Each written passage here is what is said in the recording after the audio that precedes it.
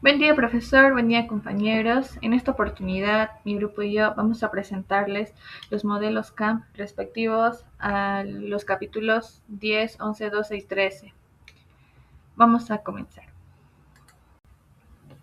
Como punto número 1 tenemos al capítulo 10, que lleva como título El rendimiento y el riesgo, lecciones de la historia del mercado. Bueno, en este capítulo vamos a entender cómo se relacionan el rendimiento y el riesgo en las inversiones. Además, veremos qué nos enseña la historia del mercado financiero sobre este tema.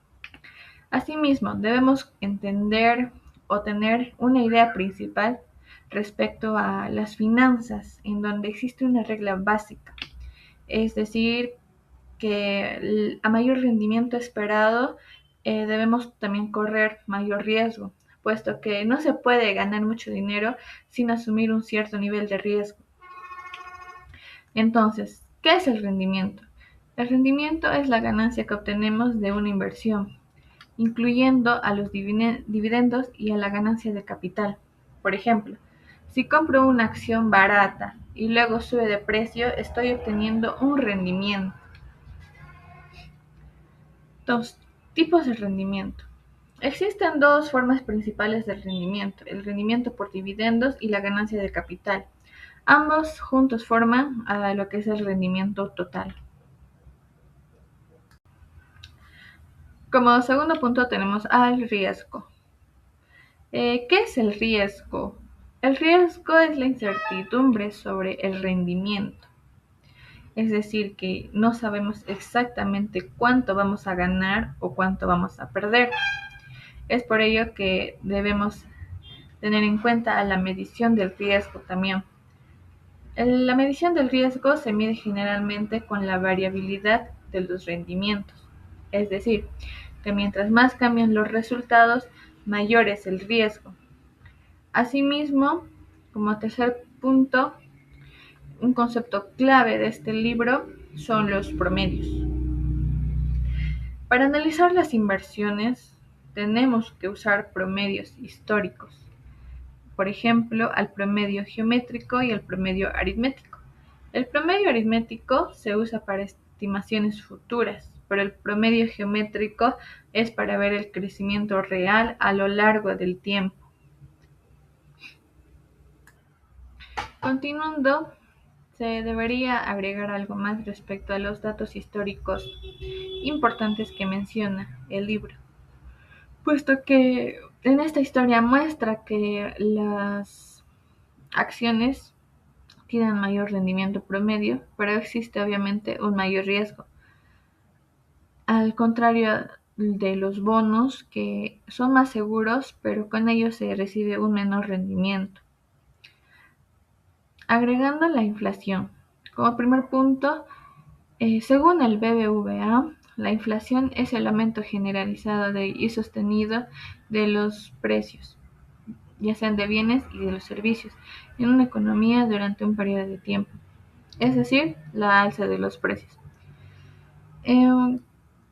Por ejemplo, si voy a ganar ahora un 10% más de lo que usualmente gano, pero los precios van a subir, simplemente no, no es lo mismo. Por ello es que debemos diferenciar entre el promedio, entre el rendimiento nominal y el rendimiento real. Como segundo punto en esta diapositiva tenemos las lecciones del mercado. Y las lecciones del mercado son importantes porque el mercado puede ser volátil. A corto plazo existe mucha incertidumbre y a largo plazo las acciones tienden a crecer más.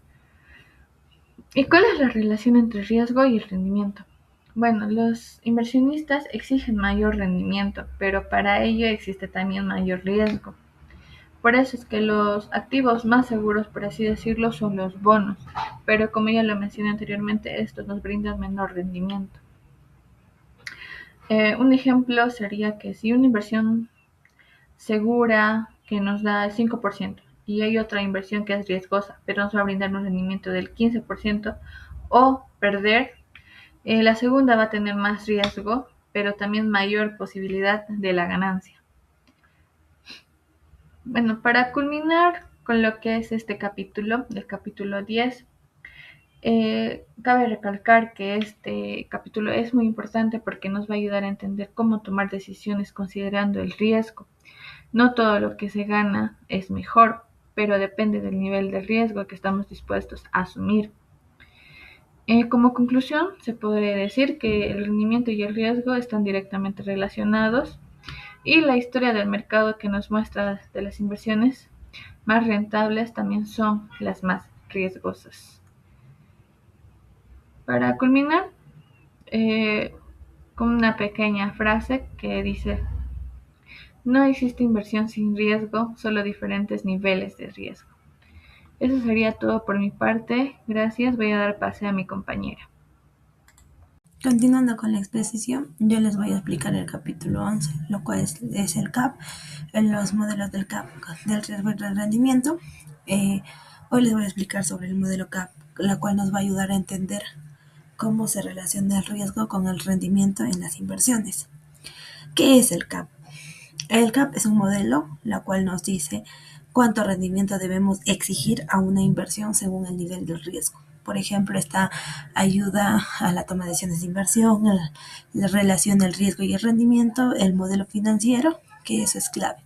También tenemos los tipos de riesgo, lo cual esto existen en dos tipos de riesgo. El sistemático, lo cual todo va a afectar al mercado y eso no se puede evitar. El no sistemático es propio de cada empresa y se puede reducir. Continuamos con la diversificación, la cual consiste en invertir a varias empresas. Esto reduce el riesgo individual, pero no elimina el riesgo del mercado, lo cual eso reduce el riesgo no sistemático, no elimina el riesgo sistemático y invierte en varios activos. Continuando, tenemos la beta, lo cual la beta nos va a indicar qué tan riesgosa es una inversión comparada con el mercado. Eh, Ahí tenemos su fórmula, la cual la beta es igual a 1, es igual al mercado, o que la beta puede ser mayor que 1, que va a ser más riesgoso, o que la beta va a ser menor que 1, lo cual es menos riesgoso.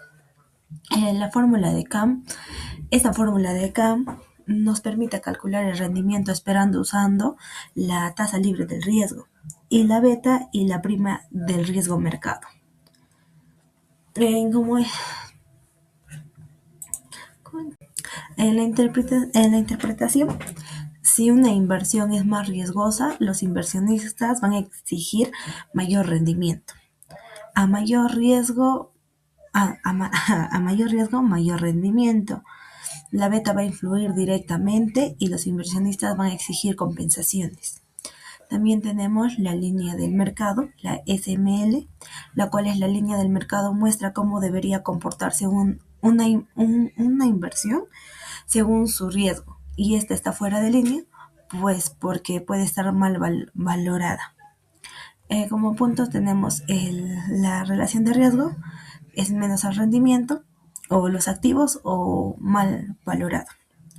En conclusión, el CAM es fundamental porque nos va a permitir evaluar si una inversión vale la pena según su riesgo.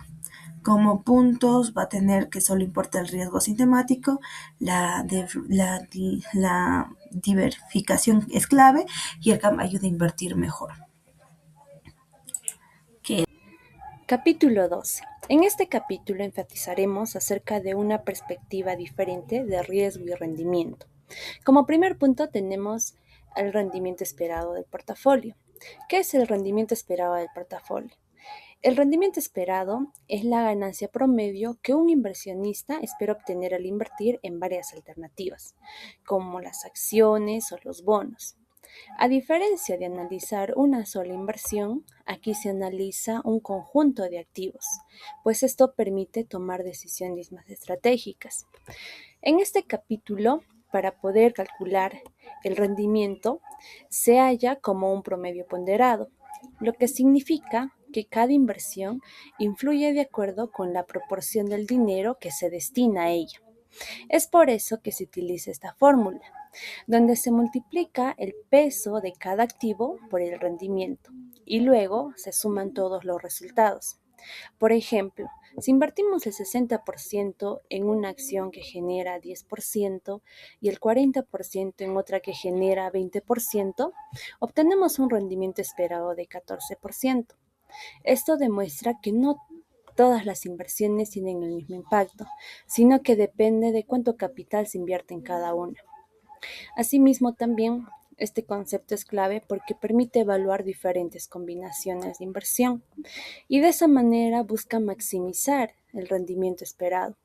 Sin embargo, también es importante considerar que el rendimiento está relacionado con el riesgo, ya que a mayores ganancias suelen implicar mayor incertidumbre. Por lo tanto, el rendimiento esperado del portafolio es la base para la diversificación y ya que nos ayuda a distribuir el dinero de manera eficiente, asimismo también nos ayuda a tomar decisiones eficientes en el ámbito financiero. Como punto número 3 tenemos el riesgo de portafolio. El riesgo de portafolio representa la variabilidad o incertidumbre de los rendimientos cuando combinamos varias inversiones. Es importante destacar que el riesgo del portafolio no es el promedio del riesgo individual, ya que depende de cómo se relacionan los activos entre sí. Para medir este riesgo se utilizan dos principales indicadores, los cuales son la varianza y la desviación estándar, siendo esta última la más utilizada porque expresa el riesgo en términos más fáciles de interpretar. Luego tenemos la diversificación. Este es un concepto importante, debido a que consiste en combinar varias inversiones con el objetivo de reducir el riesgo total. Esto se logra porque cuando una inversión baja, la otra puede subir, haciendo que el portafolio sea más estable. También tenemos a la correlación. Al igual que la diversificación, la correlación también es importante porque mide cómo se comportan los activos entre sí. Si la correlación es +1, se mueven de igual manera, pero si es 0, no tienen relación, y si es -1, se mueven en sentido opuestos. Mientras menor sea la relación, mayor será el beneficio de diversificar. Asimismo, existen dos tipos de riesgos.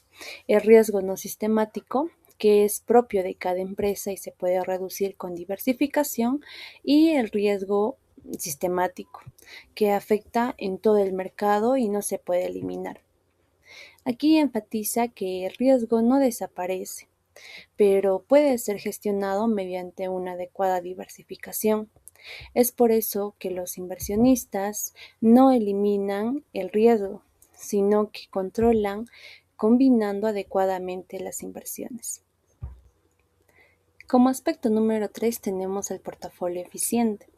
Este portafolio eficiente es aquel que ofrece el mejor resultado posible. Es decir, el mayor rendimiento para un nivel de riesgo dado o el menor riesgo para un nivel de rendimiento.